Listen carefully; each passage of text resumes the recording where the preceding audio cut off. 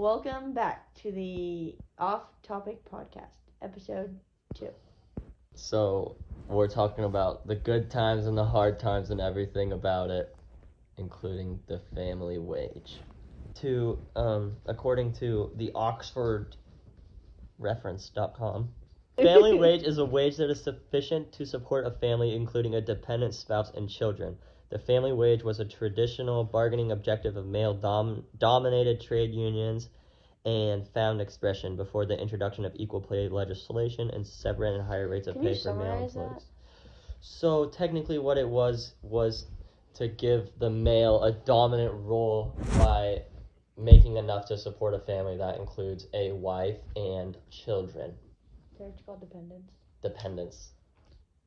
Existed in this world, it was mostly like men had to provide for the woman. So like men had to go out and look for a job and work every single day while the woman stayed home and like took care of the kid, made dinner, had the house clean, had everything for the husband.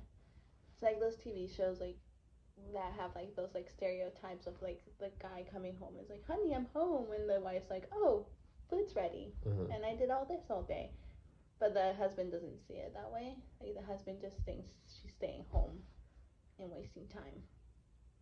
That's what I think. The family wage just pretty much kind of supports the idea of masculinity. And then like the 19th century, like that was a time where women worked, even if it was like in the house, they still worked and made money a certain way. So I think the family wage kind of just pushed that aside and gave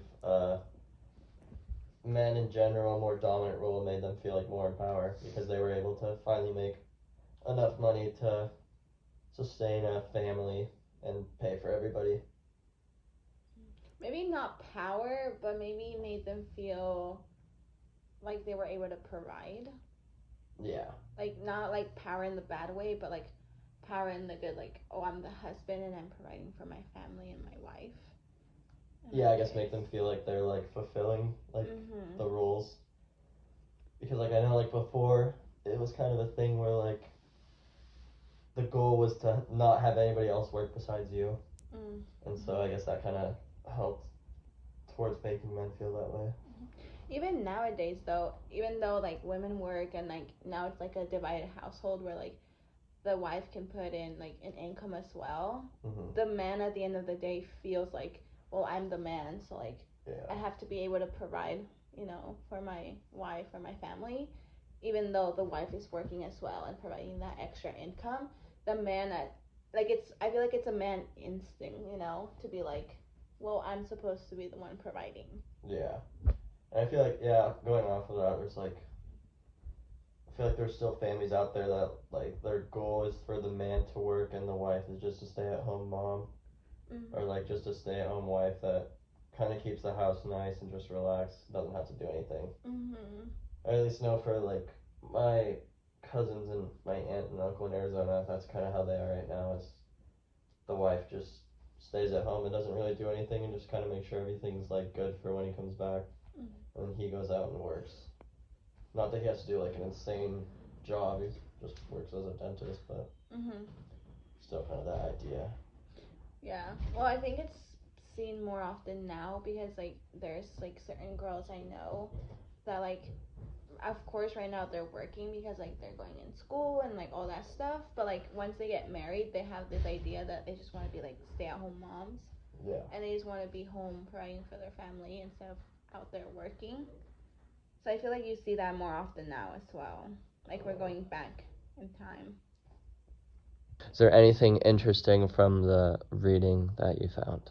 I think where like it was talking about the kids working at 15 or 14, like they were allowed to work at that time. Yeah. Because now once you turn 16, like your parents like, oh, you know, you're 16, you should go out and look for a job. Yeah, it's like an expectation. Yeah, and here like it was like kind of they're allowed to do it, but now it's more like you have to do it at 16. So that's why I found it interesting that it was like earlier age here or back then than it is now. Or also the one where it was talking about the women, like if they were age what? 20 or something, they can work 9 to something hours. Oh yeah, it's So right once here. they were married, they couldn't work more than certain hours because they were in danger of putting like their body in danger for like future kids and stuff. Yeah. So that was also very interesting. Imagine like me as a person, like me as a woman now, and they tell me, oh, you can only work certain hours because what about your future when you want to have kids? That's crazy. Yeah, just kind of weird that like that was the first thought, was that once they got married, like, oh, they're gonna risk like having like a different child, I guess, because they're working, and like that working was gonna ruin their reproductive organs. Men just didn't, like, if they didn't have jobs, they just wouldn't do work, or like they wouldn't work, like work in the house. Yeah, I think I just found it. They wouldn't work around the house? Yeah, because they didn't want to like Take over their... Okay, so I'm not gonna be able to find it, but I'll just kind of explain it kind of crappy. But pretty much, like, if a man couldn't find a job, he'd just stay at home, like, with the wife. But he didn't want to do the same jobs as the wife because he didn't want to feel as if like he was like Weaker, the less woman in the relationship. So he like just stayed home and did nothing. But like at those times, like at the very beginning, it talks about how like Ford, like you had certain requirements you had to, you had like certain requirements you had to fulfill to have a family wage. And so if they didn't have that, like if they didn't like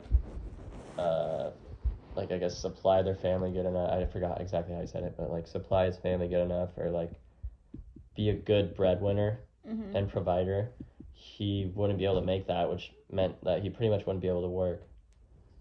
And then and then the women would say that it was their fault that they weren't able to work, and that they're the reason they're depressed, blah, blah, blah.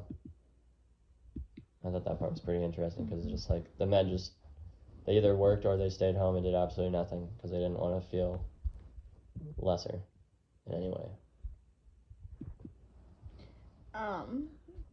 Yeah. So at the end of the day, they just blame women for everything. Oh, sorry. So do you think was a good or a bad thing during this time? Obviously, I don't think during now it's a good thing, but like, was it? I guess I don't know. Like, well, it's hard to say because like it worked for them at that time, like the men going out and working and the wife staying home. Because if you think about it, back then you have a lot of like, I don't know, data where like kids like followed their father's step and like had good jobs after they grew up, had good wives, stuff like that.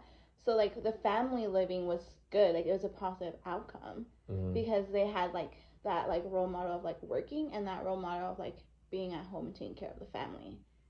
Does it make sense? But like we think about it differently because now we live in this century where we're like, well, women should work too and they should have that same right to provide for themselves and stuff.